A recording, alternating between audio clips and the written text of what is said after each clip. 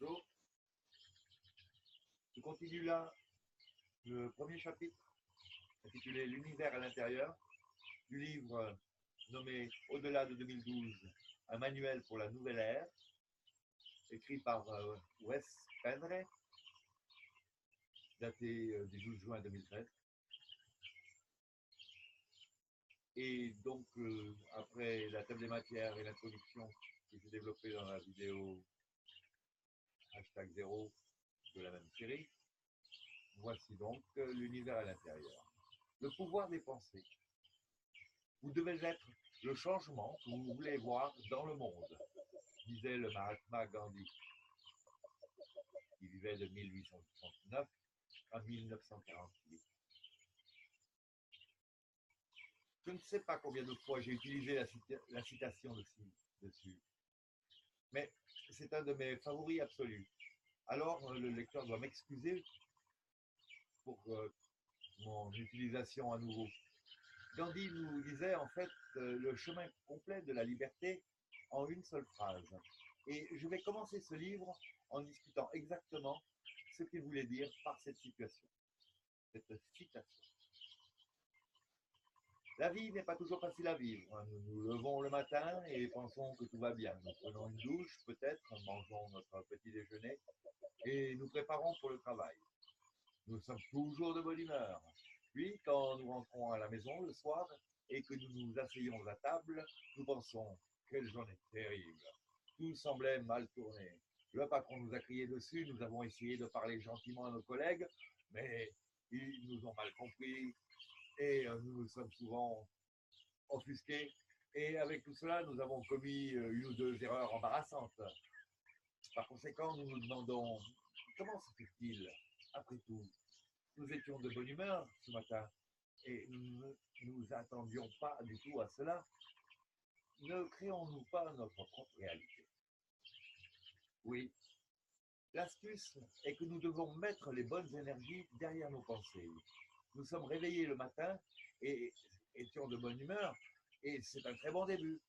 Cependant, peut-être que nous n'y avons pas réfléchi plus, que nous nous sentions bien et c'est tout. Parfois, cela ne suffit pas. Nous devons être précis avec tout ce que nous voulons. Peu de gens sont conscients du nombre de pensées qui traversent leur tête chaque jour. Et en fait, pour la plupart des gens, la majorité de ces pensées sont ce que j'appelle des pensées bâclées ou des pensées indésirables. Combien de fois au cours d'une journée, nous avons pensé quelque chose comme « je ne peux pas faire ça » ou « ah, c'est une douleur dans la crotte » ou pire, ça va vraiment me tuer. Ou je suis toujours en train de jouer. Toutes ces pensées sont des exemples typiques de pensées qui traversent la tête de la plupart des gens pendant une journée normale. Et je vais vous dire, ces pensées sont très puissantes, surtout si elles deviennent un modèle chez les gens, ce qui est très souvent le cas. J'ai eu une fois une collègue qui a toujours utilisé l'expression « j'ai une douleur dans le cou » parce qu'elle pensait que c'était mieux et plus poli que de l'utiliser le mot bout à bout, je suppose. Plus poli peut-être, mais certainement pas mieux. Parce que, savez-vous, elle a développé des problèmes de cou et elle n'avait aucune idée d'où elles venaient, ces problèmes. Je lui ai dit comment cela fonctionne, mais qui sait si elle m'a cru, elle est partie pour un autre travail. De toute façon, il est important que nous soyons conscients de ce que nous pensons, parce que nous pouvons finir par avoir ce que nous pensons et disons. Et ce n'est pas toujours ce que nous voulons. Le corps a tendance à vous prendre à la lettre. Quoi que vous fassiez, ne pensez jamais, vous ne dites jamais que quelque chose va vous tuer. Vous comprenez pourquoi maintenant. Des pensées négatives comme celle-ci peuvent faire de nos jours un enfer vivant. Et nous ne comprenons pas pourquoi. Je le fais maintenant et c'est intéressant parce que j'entends des gens dire ces phrases toute la journée entre eux et personne ne réagit parce qu'ils n'ont aucune idée des conséquences de l'utilisation de ces phrases négatives.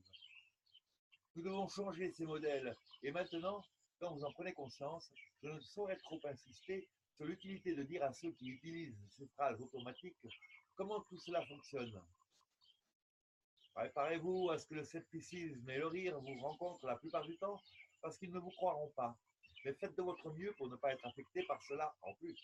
Même si les gens semblent rire, ils peuvent très bien y réfléchir par la suite sans vous en parler parce qu'ils ne veulent pas admettre qu'ils font quelque chose de destructeur pour eux-mêmes. Rappelez-vous que tout ce que vous dites, s'il y a du vrai, restera au moins dans les pensées de l'autre personne. Et un jour, il ou elle pourra commencer à suivre vos conseils. Au lieu de cela, si vous voulez passer une bonne journée, je peux vous proposer une formule. Lorsque vous vous réveillez le matin, que vous vous sentiez bien ou pas, dites-vous, ça sera une journée fantastique. Tout ira dans mon sens et ma journée sera la meilleure de toutes. Si vous êtes déjà de mauvaise humeur, lorsque vous vous réveillez, répétez-le plusieurs fois pour vous assurer que vous mettez de l'énergie derrière. Si vous remarquez des pensées indésirables, telles que « Ah, j'y crois pas » ou « Oui, on verra bien à ce sujet », lorsque vous dites votre formule, ajoutez « Annulez ça ». Après l'avoir pensé, ne pas mettre de puissance au négatif. Puis répétez la formule, la bonne. Juste là, vous définissez les lignes directrices pour votre journée. En faisant cela tous les matins, quand vous vous levez, cela changera radicalement vos jours. Ne vous attardez pas sur la phrase, cependant, donnez-lui juste une pensée légère et laissez-la partir. Mieux encore, si vous pouvez aussi le dire avec un sourire, cela met des énergies positives supplémentaires à l'intention. Ensuite, oubliez juste cela et continuez votre journée. Répétez cela tous les matins et vous remarquerez une différence. L'étape 2 consistera à prendre conscience de vos pensées négatives et de vos schémas de pensée automatiques. Pour beaucoup de gens qui lisent ce livre, donc, c'est la première fois qu'ils entendent parler de pensées indésirables. Mais il ne fait aucun doute qu'être conscient de nos schémas et les changer fera une énorme différence.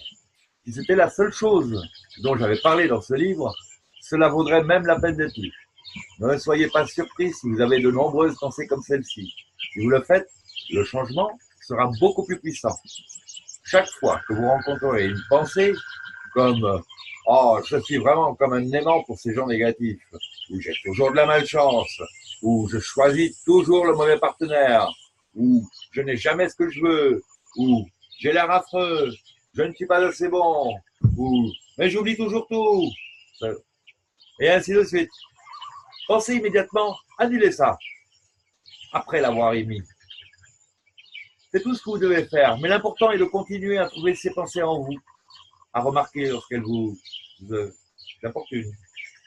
Bien sûr, vous devez savoir quand vous dites des choses comme ça, pas seulement les pensées, mais tout ce que vous dites est précédé d'une pensée de toute façon. Finalement, vous deviendrez de mieux en mieux en repérant ces modèles, mais vous devez être persévérant et ne jamais arrêter ou abandonner. Si vous êtes chanceux, si vous n'avez pas trop de ces pensées, bien que je pense que nous les avons tous dans une certaine mesure, ce ne sera pas vraiment un processus difficile, mais la plupart des gens sont très chargés de ces pensées. Au début, vous allez probablement vous retrouvez à oublier de le faire. Donc, une bonne idée est de mettre des notes, des post-it aux bons endroits, en vous rappelant d'être conscient de vos pensées. Les notes n'ont pas besoin de dire exactement ce que vous devez faire si vous ne voulez pas que les autres sachent ce que vous faites, par exemple. Mais écrivez simplement quelque chose qui vous le rappellera. En outre, c'est une très bonne idée de laisser les autres savoir ce que vous faites, car cela peut les inciter à faire la même chose, surtout s'ils voient des résultats en vous. Au début, vous devrez peut-être dire « annulez ça » fréquemment, selon le même modèle encore et encore et encore, mais vous finirez par remarquer que la pensée ne viendra plus. Ensuite, après avoir fait ce processus X jours, semaines, mois, vous serez très conscient de ce que vous pensez et votre processus de pensée sera beaucoup plus positif et précis. Pourquoi créons-nous toutes ces pensées négatives en premier lieu? Même les individus positifs en ont. Alors, pourquoi faisons-nous, nous-mêmes, cela, à nous-mêmes? Eh bien, c'est généralement dû à des échecs et à des déceptions dans le passé, qui, à leur tour, sont survenus parce que nous les avons créés en prenant de mauvaises décisions, soit par manque de connaissances ou de mauvaises pensées. Ce sont souvent les échecs répétitifs qui créent les modèles automatisés. Donc, c'est quelque chose à savoir. Si quelque chose d'imprévu arrive qui ne vous est pas favorable, soyez conscient de vos pensées après l'incident. Et si quelque chose semblable à ce que j'ai donné en exemple ci-dessus arrive, comme une voix dans votre tête vous disant quelque chose de négatif sur vous-même, assurez-vous de l'annuler. C'est bien de faire des erreurs. C'est comme ça que l'on apprend. Mais nous nous épargnons beaucoup de difficultés et de souffrances inutiles en changeant simplement nos schémas de pensée. De plus, cela est absolument nécessaire pour devenir multidimensionnel. Commençons donc à pratiquer. J'espère que c'est la première étape vers la multidimensionnalité si vous êtes arrivé au point de votre développement spirituel qu'il est temps de lire un livre comme celui-ci. Être multidimensionnel signifie, en tant que l'un de ses principes de base, que nous sommes fermes, avons des pensées claires et savons ce que nous voulons et où nous nous dirigeons. C'est une tâche difficile, mais très amusante. Cependant, l'échec n'est pas une option. Nous avons tous besoin de pratiquer ce que je suggère dans ce livre, où nous serons coincés là où nous sommes pour beaucoup plus de temps que nécessaire. Votre propre version du multivers. Nous vivons tous dans notre multivers personnel. Votre multivers est assez différent de votre voisin, de celui de votre voisin, mais il y a aussi beaucoup de similitudes entre eux. Je sais que c'est quelque chose qui est assez difficile à comprendre pour beaucoup de gens, en particulier pour ceux qui pensent que nous vivons tous dans un seul univers. Cependant, je pense que c'est parce que personne n'a pris soin d'expliquer ce concept simple en termes simples. J'ai remarqué que beaucoup d'auteurs et de chercheurs veulent ajouter beaucoup de physique quantique et de métaphysique avancée dans leur écriture, et ensuite, tout le but pour l'expliquer aux lecteurs est perdu. Combien d'entre nous sont éduqués en physique quantique et en mécanique quantique? Comme si on était un membre d'élite communiquer avec un autre, en laissant la majorité de la population essayer désespérément de le comprendre. Par conséquent, gardons les choses simples, aussi simples que nous puissions les garder.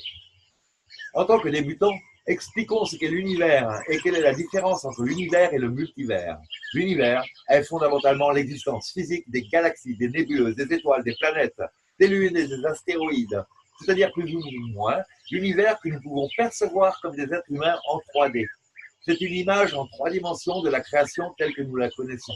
C'est la version de l'espace et du temps que notre scientifique a décidé est tout, et que tout y était.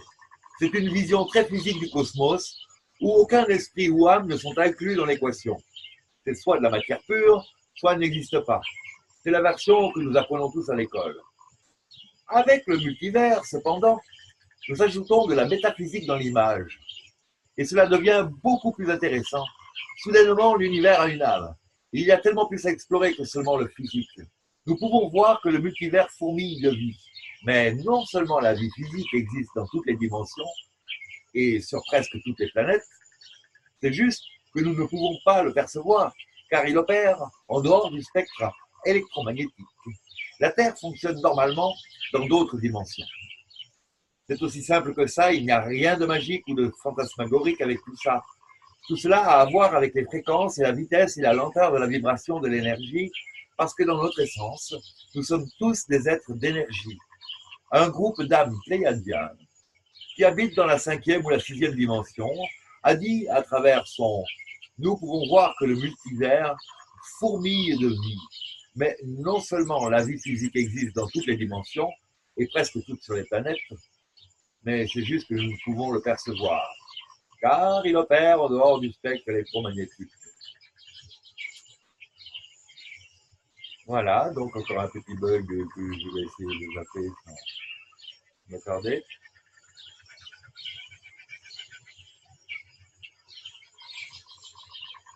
Ah bah, ça va raccourcir le livre, hein, tout ça.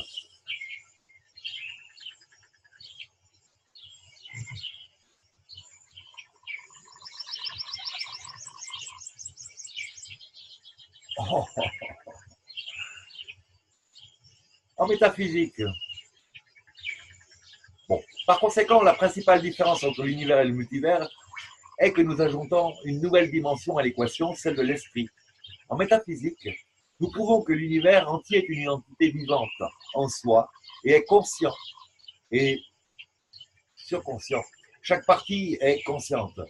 Nous affirmons qu'il y a de la conscience dans tout, même les planètes, les étoiles, les nébuleuses et les galaxies. Même l'espace est conscient.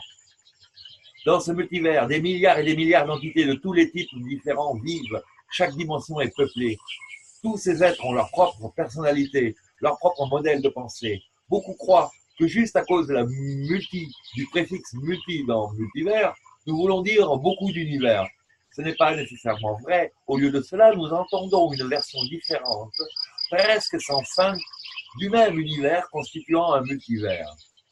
La plupart d'entre nous sommes d'accord que nous partageons tous le même univers avec les mêmes étoiles et galaxies, mais plus que cela, nous avons aussi notre propre univers personnel et unique, construit à partir de nos propres pensées, actions et inactions.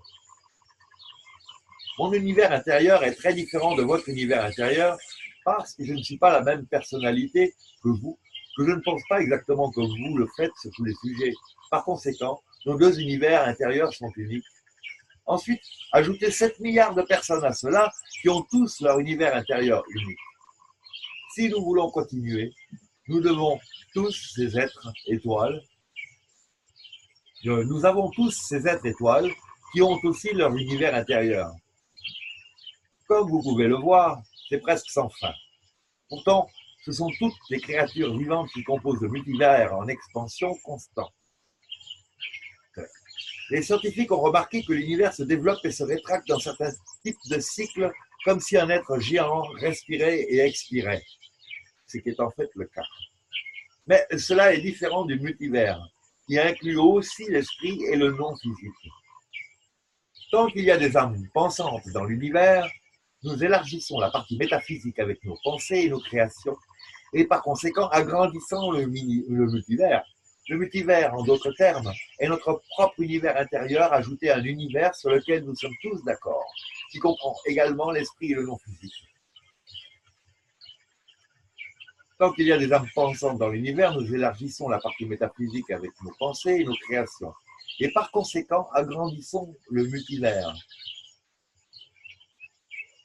Le multivers, en d'autres termes, est notre propre univers intérieur, ajouté à un univers sur lequel nous sommes tous d'accord, qui comprend également l'esprit et le non-physique. Tant qu'il y a des âmes pensantes dans l'univers, nous élargissons la partie métaphysique avec nos pensées et nos créations, et par conséquent, agrandissons le multivers. Alors restons ici sur la Terre pendant un moment, pour que ce soit plus facile à comprendre, et imaginez que nous puissions geler ce moment précis dans le temps et dans l'espace. Rien ne bouge en ce moment, et n'attend que moi pour l'expliquer. Si vous regardez le multivers en ce moment, vous verrez un univers tel que tout le monde le voit, avec des étoiles, des planètes, etc. Et quand vous regardez autour de vous, vous voyez votre environnement tout à fait semblable à celui des autres. Peut-être y a-t-il des arbres, des maisons, des routes, une rivière, une montagne, etc. Tout le monde est d'accord que toutes ces choses sont là, y compris les gens du voisinage. Vous pouvez tous vous voir dans votre maison. Vous êtes assis avec votre famille autour de la table et dînez quand nous gelons cette photo. C'est votre réalité en ce moment. Vous avez aussi un travail que vous allez faire demain matin. Cela semble solide et prévisible, mais c'est loin d'être le cas comme nous le verrons. Les métaphysiciens disent généralement que le multivers est fluide, ce qui signifie que rien n'est figé, qu'il change constamment, et que rien n'est prévisible parce qu'il peut hypothétiquement changer en une microseconde. Lorsque nous débloquons à nouveau l'image et que vous continuez votre journée, le téléphone sonne. Vous répondez et c'est votre meilleur ami qui veut que vous et votre famille l'accompagniez pour un voyage en Europe dans un mois. Ou pour nous aux États-Unis, par exemple. Toi et ta femme réfléchissez à cela, mais décidez au dernier moment de rester à la maison, ou en Russie. Par conséquent, vous avez deux options. Aller en Europe ou rester à la maison, ou en Chine. Si vous aviez choisi d'y aller, votre vie aurait été légèrement différente de ce moment en avant.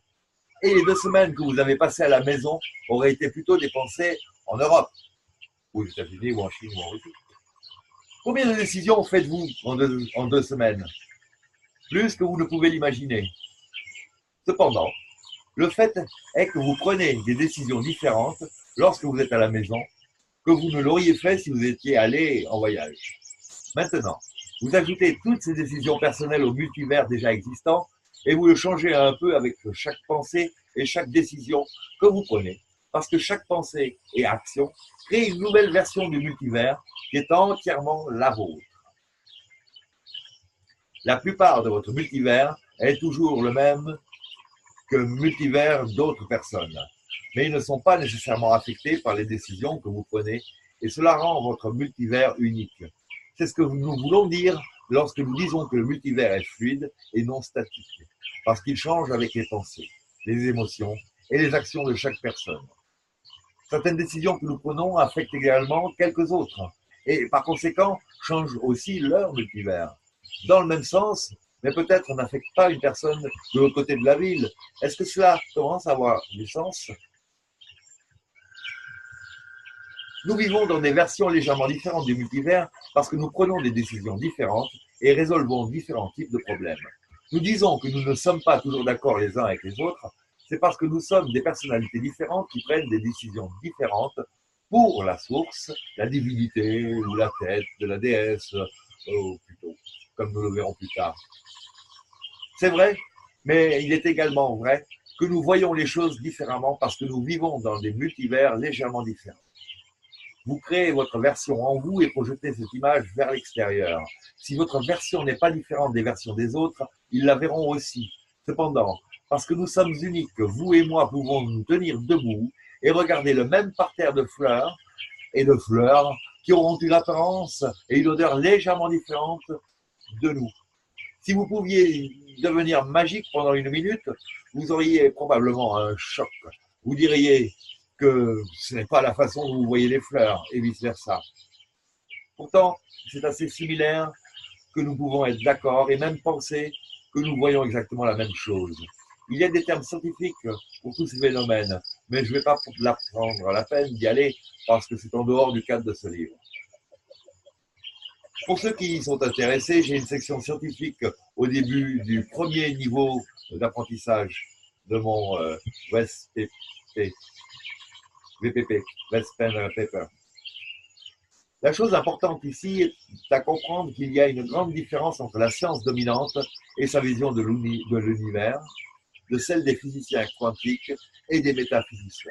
Nous parlons d'un multivers qui est une combinaison des univers intérieurs de tous les êtres, plus l'univers dimensionnel original qui a été créé par Dieu.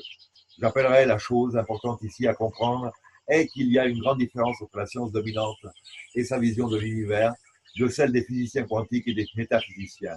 Nous parlons d'un multivers qui est une combinaison des univers intérieurs de tous les êtres, plus l'univers dimensionnel original qui a été créé par Dieu.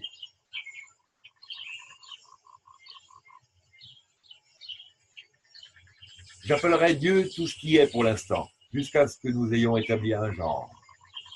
Quand nous parlons de sujets spirituels, nous faisons généralement référence au multivers plutôt qu'à l'univers.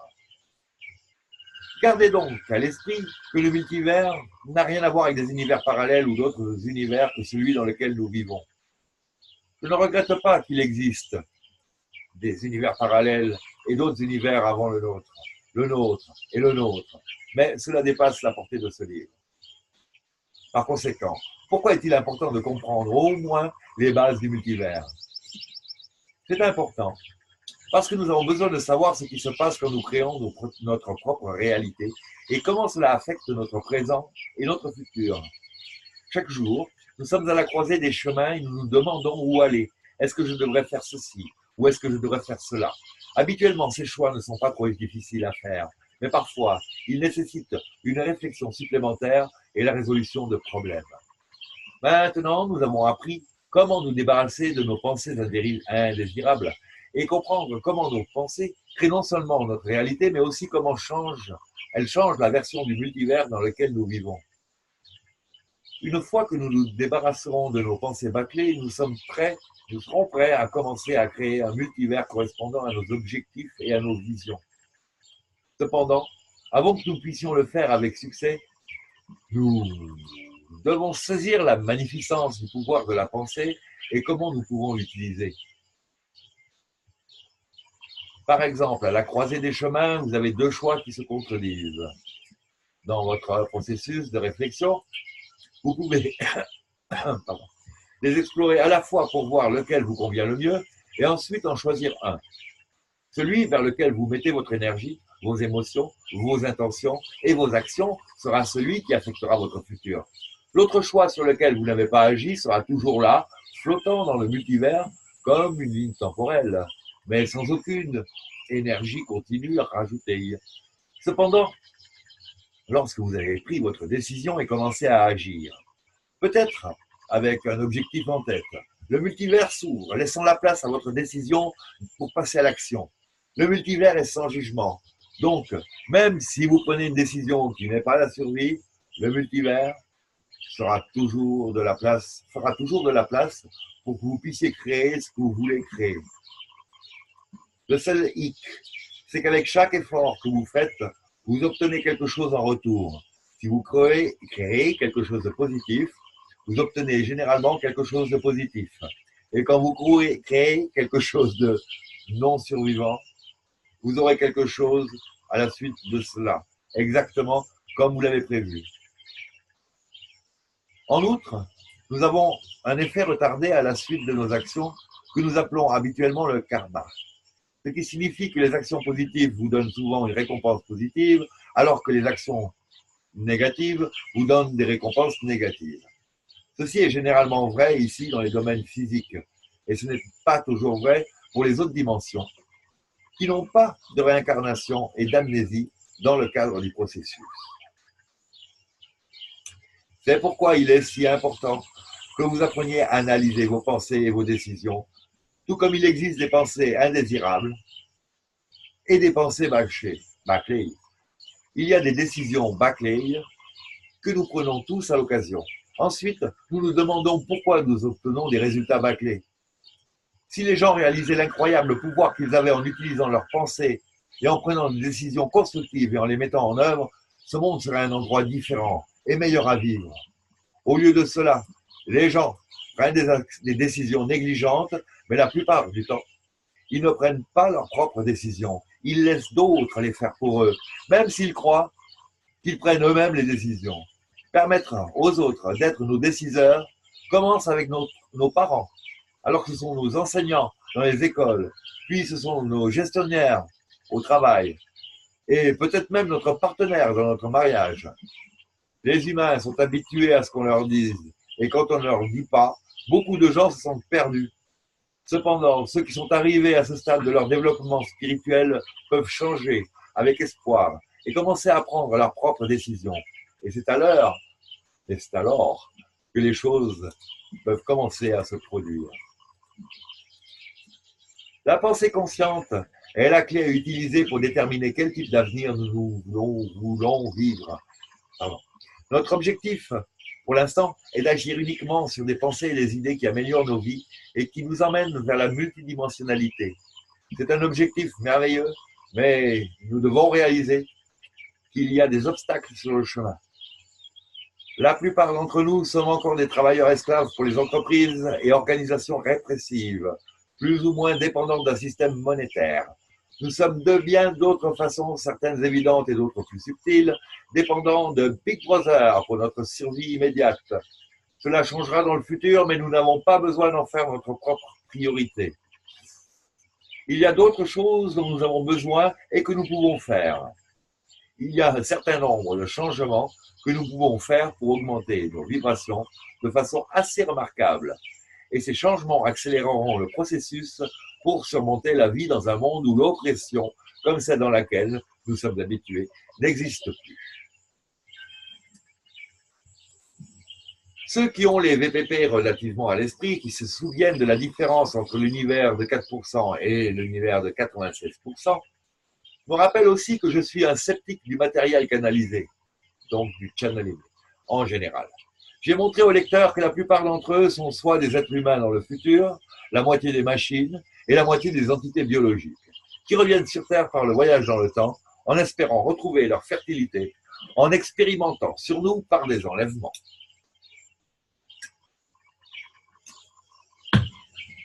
D'autres travaillent pour la force d'invasion alien, l'AIF, essayant de nous manipuler en quelque chose qui nous appelle la récolte, the harvest, où ils promettent un paradis sur Terre quand nous mourrons.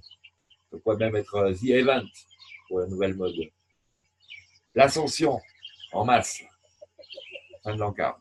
En fait, ce qu'ils veulent accomplir est d'avoir tout le monde sur la même page et de prendre le groupe de l'âme humaine, la conscience de masse, et de créer un collectif unique. Ce qui signifie que nous deviendrons la moitié des machines, à moitié machines et à moitié humains. Mais nos esprits sont collectifs et centralisés dans un superordinateur géant. Nous voyons le résultat de ceci dans une grande partie de la canalisation aujourd'hui, telle que le matériel de Ra, donc la loi de 1, law of one, les Cassiopéens de Nightjadic et les Elohim. Ils ont aussi un groupe, je ne connais pas vraiment, etc. Ces sources canalisées prendront soin de nous dans l'astral et nous guideront au bon endroit, où nous pouvons être introduits dans des corps de 5e dimension dans lesquels nous nous incarnerons en tant que nouvel humain pendant la prochaine vie. Comme d'habitude, lorsque nous traitons avec le FIA, la force d'invasion alien, nous avons affaire à une technologie très avancée et comme toujours, le FIA ne nous aide pas à notre avantage.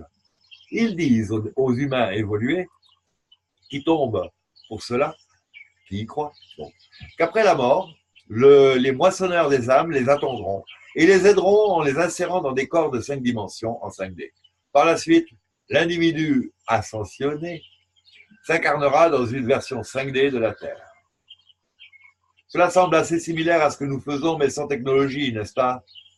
Avant que l'AIF ne laisse ces humains s'incarner sur une Terre à 5 dimensions, ils vont les implanter pour qu'ils rendent des comptes à leurs maîtres, qui sont les mêmes êtres qui leur ont promis l'ascension. Rendre des comptes et ça en dérive de l'énergie.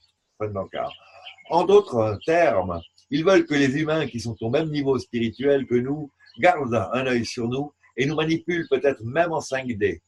C'est peut-être une bonne idée, mais ça ne marchera pas. Et cela nous dit à quel point l'AIF connaît peu la spiritualité. Pour eux, tout est technologie, même l'ascension l'est. Le problème est que lorsque les forces d'intervention aliens, d'invasion alienne, commencent à interférer avec les corps en 5D en y mettant des implants, ils ne vibrent déjà pas sur la même fréquence que nos corps. Il y a une distorsion. Quand le FIA s'en rendra compte, je ne sais pas ce qu'ils vont faire, mais je pense qu'ils nous laisseront tranquilles. Après tout, nous ne sommes pas leur cible principale. Les Rider Machines le sont. Rider Machines. Les machines cavalantes, je ne vois pas ce dont ils parlent.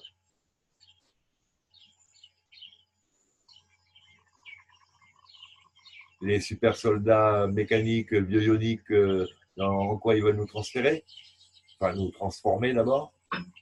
Peut-être, je ne sais pas. Bon, je continue. Cependant, il y a quelques sources canalisées que j'ai étudiées sous le microscope, au sens figuré. Et je me sens toujours confiant. Et il y en a particulièrement 2 que je vais vous présenter dans ce livre.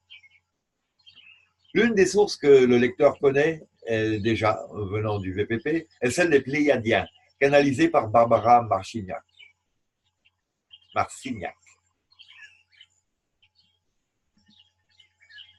L'autre source est Seth, canalisée par Jane Roberts.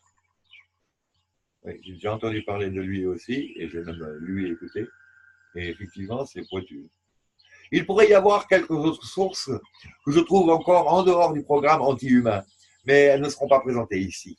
Je veux juste que le lecteur sache que certaines de ces entités canalisées se présentent même comme des dragons et des reptiliens, qui étaient nos dieux créateurs originaux d'Orion et d'ailleurs, Mais ce ne sont pas les mêmes entités qui ont créé les premiers humains. Ils sont faux. Et je l'ai prouvé dans le VPP numéro 3, le 3e niveau d'enseignement.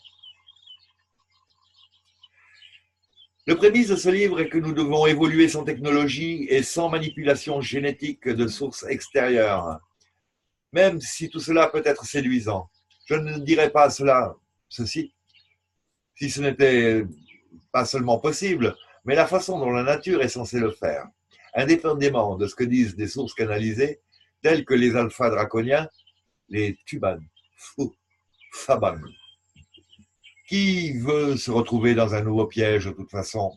Certains demandent si nous avons besoin d'une aide des bons étrangers, des étrangers bienveillants. Ici, les opinions sont partagées. Certains disent que nous aurons peut-être besoin de conseils, au moins, alors que d'autres refusent toute intervention. Je dirais que je comprends les deux points de vue, mais à ce stade, je pense que nous sommes assez bien informés pour le faire nous-mêmes. Nous avons déjà pris conseil auprès de sources fiables, et les Pléiadiens en font partie.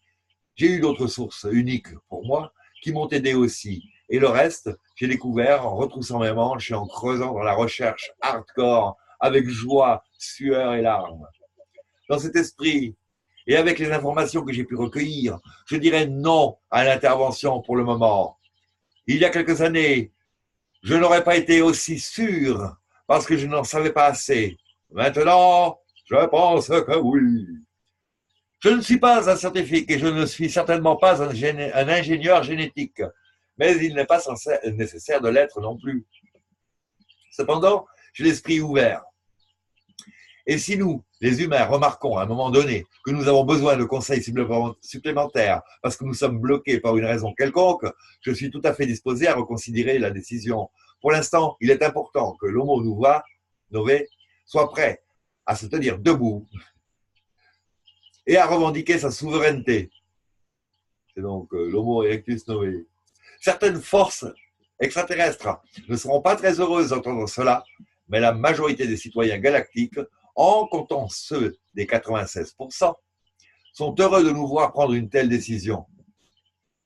Des groupes tels que l'ancien GPL-C, c'est un groupe californien de la vue physique, c'est leur titre, c'est leur nom, sont convaincus que nous avons besoin d'une intervention des courses d'étoiles afin qu'ils puissent nous protéger des loups qui ne peuvent pas attendre pour mettre leurs griffes en nous et prendre la terre de l'immobilier alors que nous sommes dans une position vulnérable tout seuls. Mais je dirais que ce n'est pas nécessaire.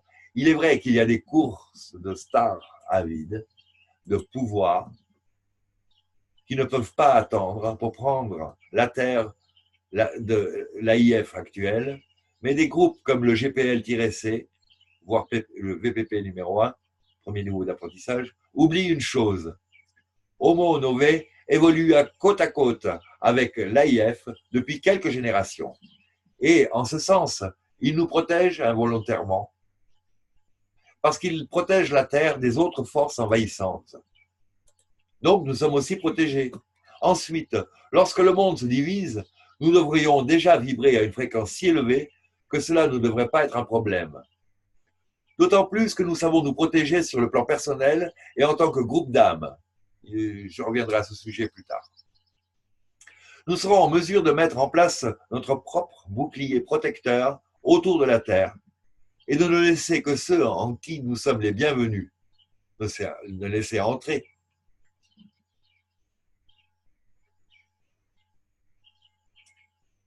Que ceux qui nous seront bienvenus, bienveillants. Rappelez-vous, nous travaillons à retrouver notre position en tant que gardien de la bibliothèque vivante et protecteur de la terre-mère. Cela ne se fait pas par des moyens violents, mais par la fréquence. À cette époque, ou à une époque, à cette époque, nous étions déjà très multidimensionnels et avions établi des alliés et des amis dans l'univers. Nous travaillons à retrouver notre position de gardien de la bibliothèque vivante et des protecteurs de la terre-mère. Ce qui ne se fait pas donc par la violence, mais plutôt par la fréquence. Et donc là, je zappe un peu parce que c'est encore du bug. Un chapitre de ce livre sera consacré à ce que signifie être les gardiens de la bibliothèque vivante. Nous sommes toujours des adolescents, mais nous sommes aussi comme les oisillons qui sont assis au bord du nid, battant des ailes et prêts à faire le premier pas hors du nid pour essayer leurs ailes. Nous sommes les adolescents qui ne peuvent pas attendre pour quitter la maison de nos parents et construire une vie par nous-mêmes. Nous sommes sur le point de devenir des adultes. Et en tant qu'adultes, nous sommes seuls. Nous ne pouvons plus nous cacher derrière la jupe de notre mère quand la situation devient un peu plus rude. Et nous le savons, la différence entre nous et l'Homo sapiens est que nous sommes assez courageux pour voler hors du nid. Nous sommes conscients qu'il existe des dangers, mais nous sommes prêts à les entreprendre et à croire que nous sommes suffisamment mûrs pour le faire. Les races venant des étoiles dans l'univers sont très préoccupées par l'humanité dans son ensemble à cause des méthodes destructrices que nous utilisons pour l'énergie. Et beaucoup font ce qu'elles peuvent pour nous empêcher de tendre la main dans l'univers, de nous répandre avec nos pollutions. Par conséquent, en ce sens, ils soutiennent le FIA, qui est déjà là. Qui est déjà là? La suppression de l'humanité, ils préfèrent nous voir supprimés et en quarantaine plutôt que de nous laisser perdre. Nous, les nouveaux humains, allons montrer à nos frères et sœurs dans l'univers que nous pouvons faire mieux. Nous pouvons leur montrer que nous honorons la Terre-Mère qui nous soutient et nous aide à grandir, au lieu de détruire la seule planète qui peut abriter notre modèle de corps humain. Nous allons également faire de la publicité dans l'univers quand viendra le jour où nous aurons récupéré le titre de gardien de la bibliothèque vivante. Et ces êtres vedettes qui veulent venir ici et apprendre et grandir en étudiant la bibliothèque vivante seront les bienvenus sous notre supervision. Les êtres de vibration inférieure qui n'ont pas l'intention de venir ici pour apprendre, mais seulement pour voler et détruire, peuvent ne pas prendre la peine de postuler. Ne vous inquiétez pas, c'est exactement ce que nous allons apprendre. Comment lire les énergies des autres êtres. Premièrement, nous devons construire nos propres énergies, car dans notre condition actuelle, nous ne sommes pas prêts à rencontrer des êtres du cosmos. Ne vous inquiétez pas, c'est exactement ce que nous allons apprendre. Comment lire les énergies des autres êtres. Premièrement,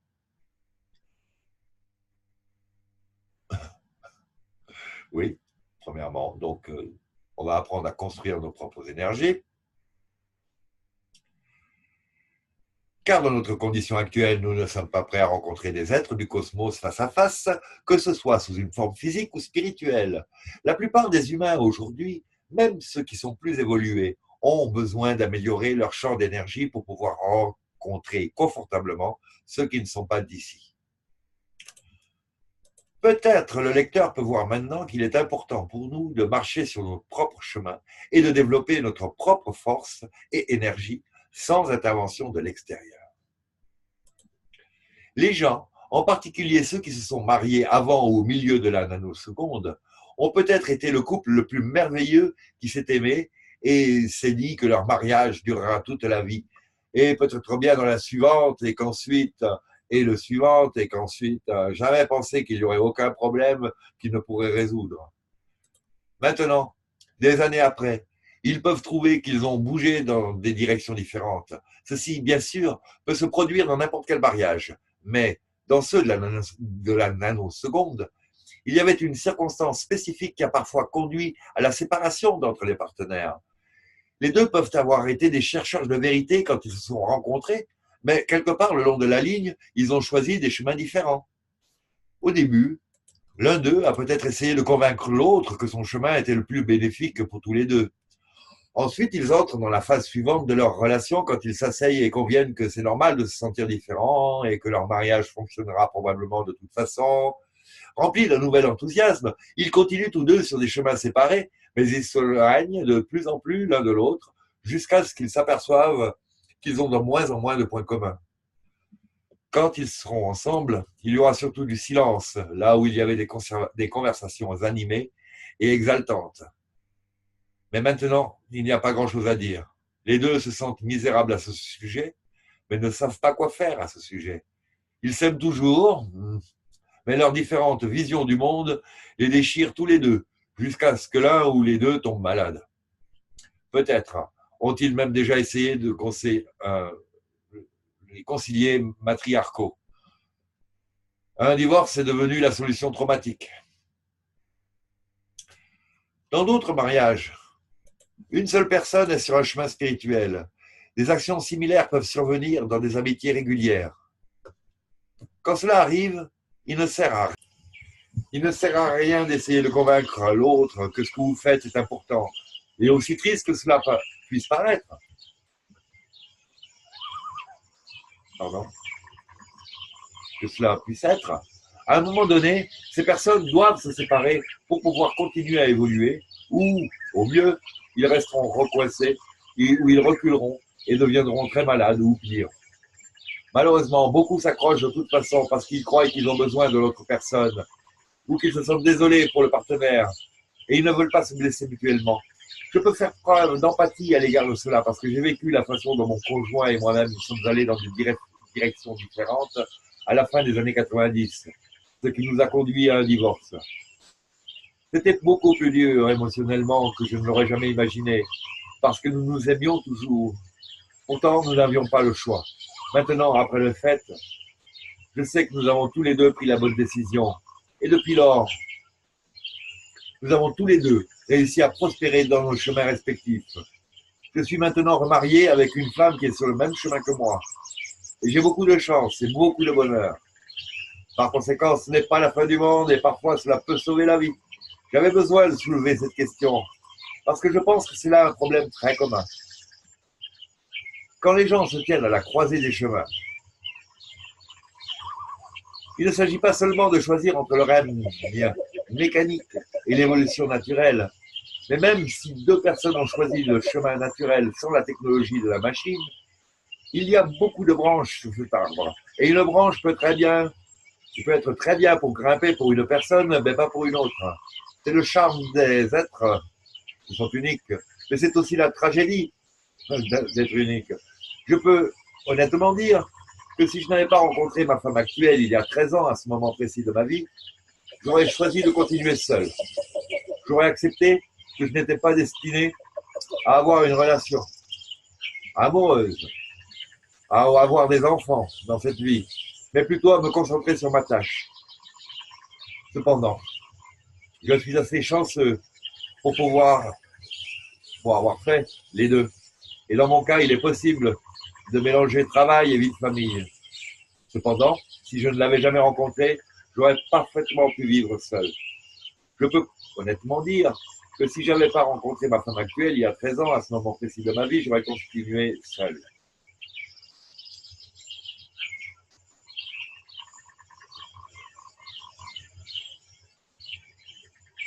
L'industrie alimentaire génétiquement modifiée et le royaume des machines. C'est donc la troisième partie du premier chapitre. Mais je vais peut-être m'arrêter ici. Oui, parce que ça va faire des vidéos trop longues. Donc je vais m'arrêter là. Et je reprendrai plus tard pour la suite. Je vous remercie de m'avoir suivi. À bientôt, j'espère.